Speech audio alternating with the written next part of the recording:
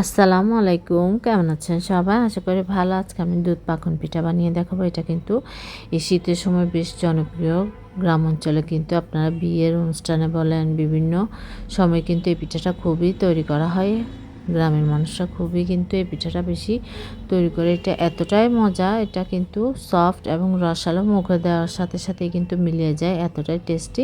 আপনারা যদি আমার রেসিপিটি ফলো করে বানান তাহলে আপনাদেরটাও কিন্তু পারফেক্ট হবে। অনেকেই কিন্তু বলে উপরে এটা আপনার সফট হলো, ভিতরে কিন্তু শক্ত থেকে যায়, কিন্তু আপনারা যদি আমার রেসিপিটি ট্রাই করেন আশা করছি আপনাদেরটা পারফেক্ট হবে। দেখতে পাচ্ছেন মাশাআল্লাহ করে কত সুন্দরভাবে কিন্তু আমি এটা ভেঙে নিয়েছি। একটু কিন্তু শক্ত ছিল না, ভেতরে কিন্তু পারফেক্টভাবেই হয়েছে, একদম রসটা কিন্তু ভেতর পর্যন্ত ঢুকেছে। আশা করছি আপনারাও আমার রেসিপিটা ট্রাই করলে আপনাদের পিঠাটাও কিন্তু পারফেক্ট হবে। আর সব কিছু যদি আপনারা নিয়মাবলীটা ফলো করেন তাহলে আপনারাও কিন্তু আমার মতো পারফেক্ট এই দুধ পাকন পিঠাটা তৈরি করতে পারবেন। এখানে আমি আধা কাপ পরিমাণ পানি দিয়েছি, লবণ দিয়েছি স্বাদ অনুযায়ী।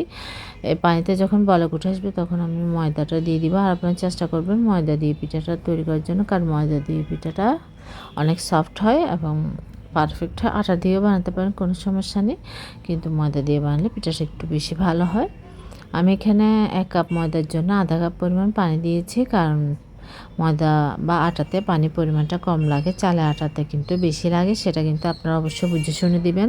আর প্রথমেই কিন্তু যারা নতুন বুঝেন না তারা প্রথমেই কিন্তু পানির পরিমাণটা বেশি দিবেন না।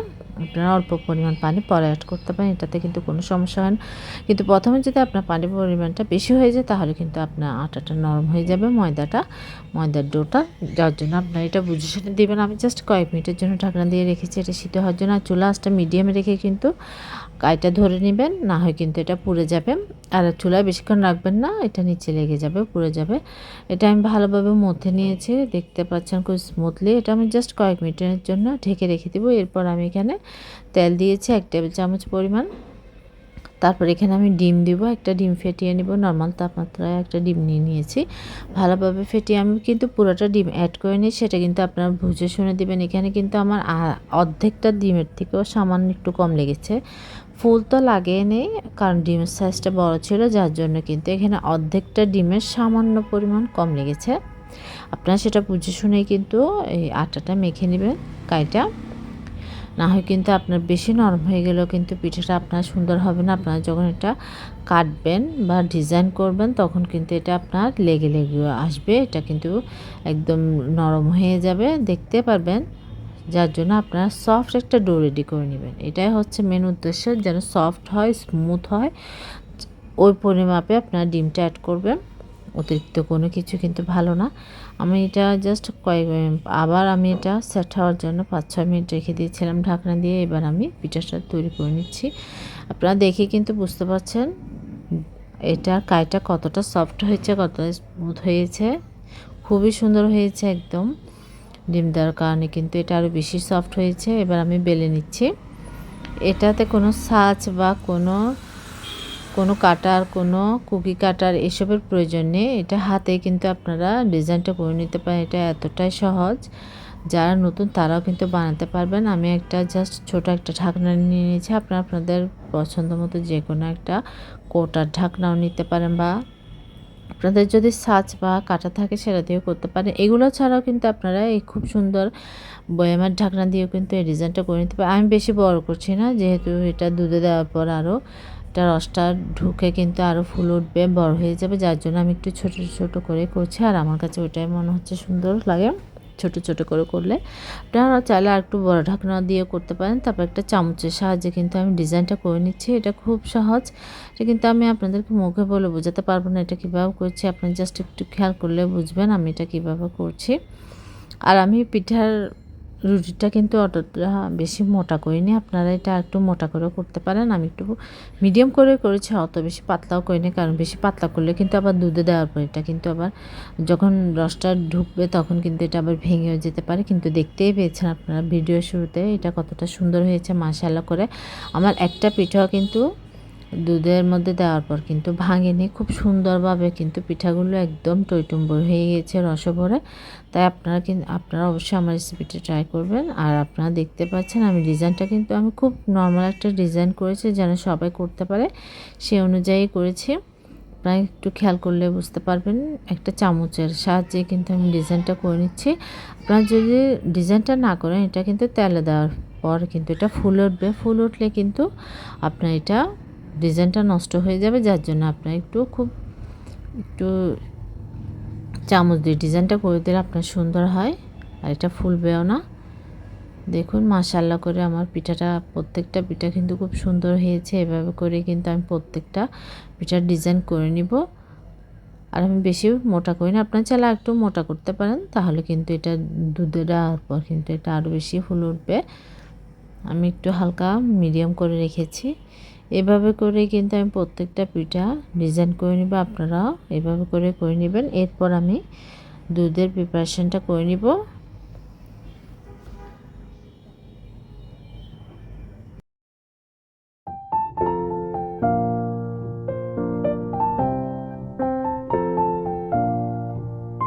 এখানে আমি 2 কাপ পরিমাণ তরল দুধ নিয়ে নিয়েছি। এটা কিন্তু আমি প্রথমে একটু হালকা ঘন করে নিয়েছিলাম।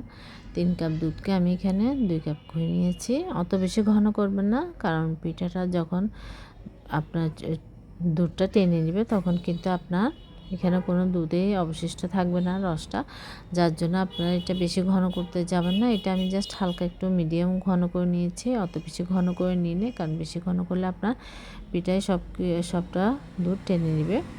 এখানে আমি ফ্লেভারের জন্য 2টি এলাচ দিয়েছি আর চিনি দিয়েছি মিষ্টির স্বাদ অনুযায়ী। সেটা আপনাদের মিষ্টির ব্যালেন্স অনুযায়ী দিয়ে নেবেন। আর এখানে পরিমাণ মতো তেল দিয়ে নিয়েছি ননস্টিকের প্যানের মধ্যে। তেলটা যখন গরম হয়ে যাবে তখন পিঠাগুলি দিয়ে দিব। আপনার চাইলে লোহার কড়াইতেও করতে পারেন। আর এই পিঠাটা কিন্তু ডুবা তেলে ভেজে নিতে হবে, অল্প তেলে ভাজতে যাবেন না, তাহলে কিন্তু পিঠাটা সুন্দর হবে না। এখানে আমি যেহেতু ননস্টিকের প্যানে দিয়েছি তাই তেলের পরিমাণটা একটু কম দিয়েছি। আপনারা কিন্তু লোহার কড়াইতে হলে তেলের পরিমাণটা একটু বেশি দিতে হবে। আর তেলটা আপনারা কিন্তু গরম করে নেবেন, ঠান্ডা অবস্থায় পিঠাটা দিবেন না, তাহলে কিন্তু পিঠাটা আপনার সুন্দর হবে না, ফুলবেও না। এভাবে করেই আমি প্রত্যেকটা পিঠা ভেজে নেব উল্টিয়ে পাল্টিয়ে খুব সুন্দরভাবে। আর এটা আপনারা যতটুকু দেখবেন এক পার্ট যখন হয়ে যাবে তখন আমি উল্টিয়ে দিব। আমি কিন্তু এটা বেশি লাল করব না, হালকা একটু লাল করব, ব্রাউন কালার হলে কিন্তু আমি নামিয়ে নিব উল্টিয়ে পাল্টিয়ে। আর চুলা আঁচটা মিডিয়াম টু হাই রাখবেন, অত বেশি হাই করবেন না, তাহলে কিন্তু আবার ভেতরে কাঁচা থেকে যাবে, উপরে কালার চলে আসবে, ভালো লাগবে না দেখতে। তাই একটু আলতো হাতে খুব সুন্দরভাবে সময় নিয়ে ভেজে নেবেন পিঠাগুলো, তাহলে খুব সুন্দরভাবে হয়ে যাবে। দেখতে পাচ্ছেন এভাবে উল্টিয়ে পাল্টিয়ে আমি সবগুলো পিঠা ভেজে নিব। এটা কিন্তু একটু সময় নিয়ে করতে হয়। দেখতে পাচ্ছেন মাশাআল্লাহ করে কতটা সুন্দর হয়েছে, কালারটাও কতটা সুন্দর এসেছে। আমি কিন্তু এই কালারটাই রাখবো। এবার পিঠাগুলো যখন ঠান্ডা হয়ে যাবে, অত বেশি ঠান্ডা না, দুধটা যখন কুসুম গরম থাকবে ওই অবস্থায় আমি কিন্তু দিয়ে দিব। এটা কিন্তু ঠান্ডা করা যাবে না দুধটা, তাহলে কিন্তু আবার এটা পিঠাটাও ঠান্ডা হয়ে গেলে, দুধটাও ঠান্ডা হয়ে গেলে কিন্তু আবার পিঠার মধ্যে দুধটা কিন্তু ভালোভাবে শোষণ করবে না, ঢুকবে না, রসালো হবে না, এটা শক্ত শক্ত থেকে যাবে। যার জন্য এটা কিন্তু দুটাই মিডিয়াম গরম থাকতে হবে, তাহলে কিন্তু আপনার খুব সুন্দরভাবে এখন দেখতে পাচ্ছে উপরে ভেসে উঠেছে। কিন্তু আপনারা দেখতে পারবেন এটা কিন্তু এভাবে রেস্টে আপনারা 4-5 ঘন্টা রেখে দিবেন, তাহলে খুব সুন্দরভাবে পিঠাগুলো দুধগুলো শোষণ করে নেবে। এখানে আমি কিশমিশ এবং কাঠবাদাম কুচি দিয়ে দিচ্ছি। আপনারা যে কোনো বাদাম দিতে পারেন, কিন্তু কাঠবাদাম বা কাজু বাদাম দিলে কিন্তু বেশি টেস্টি হয়। আর চাইলে আপনারা এটা স্কিপও করতে পারেন, বাদাম কিশমিশটা নাও দিলে কোনো সমস্যা নেই। দেখুন হয়ে গেছে। এখন কিন্তু এটা আমি 4-5 ঘন্টা পরে কিন্তু এটার ফাইনাল লুকটা দেখাচ্ছি। এটা আমি এভাবে কিন্তু ঢেকে রেখে দিয়েছিলাম। 5 ঘন্টা পর আমি এটা যখন বের করেছি, আর এটা আপনারা যদি আরও বেশি সময় রাখতে পারেন, 6-7 ঘন্টা বা সারা রাত, আপনারা রাত্রে সারা রাত যদি রেখে সকালে বের করেন, তাহলেও কিন্তু আপনার এটা আরও বেশি ফুল উঠবে, আরও বেশি এটা রসালো হবে। দেখতে পাচ্ছেন মাশাআল্লাহ করে কতটা সুন্দর হয়েছে, টইটুম্বর হয়ে গিয়েছে, রসে ভরা, খেতেও কিন্তু বেশ মজা। ট্রাস্ট মি, আপনারা অবশ্যই কিন্তু আমার রেসিপিটি ট্রাই করবেন, ট্রাই করলে বুঝতে পারবেন এটা কতটা মজা। এটা কিন্তু সবাই খুব পছন্দ করে। এটা কিন্তু গ্রামের অনেক জনপ্রিয় একটি পাকন পিঠা, দুধ পাকন পিঠা। আশা করছি আপনাদের ভালো লাগবে। ভালো লাগলে আমার চ্যানেলটা সাবস্ক্রাইব করবেন, পাশে থাকা বেল আইকনটি প্রেস করে দেবেন, নোটিফিকেশন অন হয়ে যাবে, নিত্য নতুন ভিডিওগুলো আপনারা দেখতে পারবেন। আর ভুল ত্রুটি সরি। আল্লাহ হাফেজ, আসসালামু আলাইকুম। সবাই ভালো থাকবেন, সুস্থ থাকবেন।